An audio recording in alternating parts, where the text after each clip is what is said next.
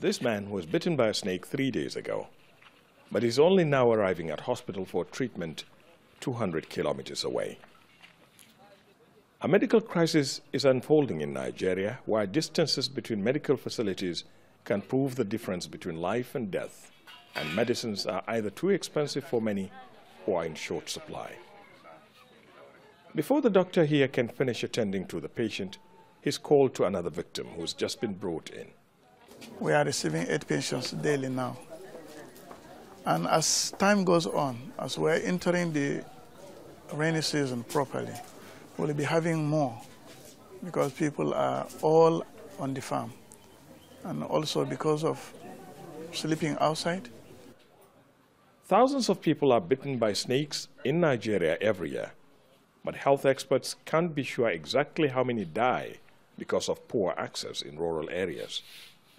This is the only hospital treating victims of snake bites in a region of more than 30 million Nigerians. Doctors and nurses here are struggling to cope with the rising number of patients.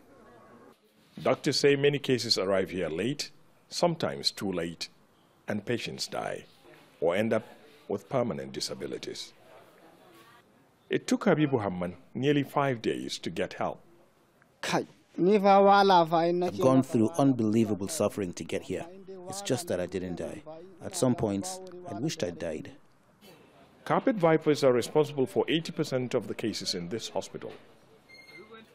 A dose of antivenom costs $150, but there are some dubious antivenoms being offered on the market, and they can help cause death rather than prevent it.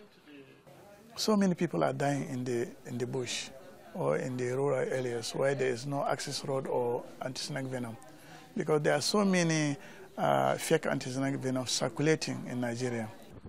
With a growing population, there is a need for more land to grow food, and that has set humans and dangerous reptiles on a collision course.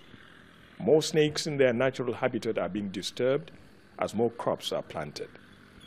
The rising number of snakebite cases has prompted the regional government to build an extension to the hospital in an effort to meet the increased demand for treatment.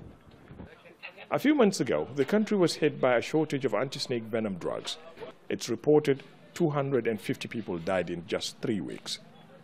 With the crop planting season only now getting underway, hospitals are bracing for another surge in the number of snakebite victims in need of urgent help. Ahmed, Idris, Al Jazeera, Kaltungo, Nigeria.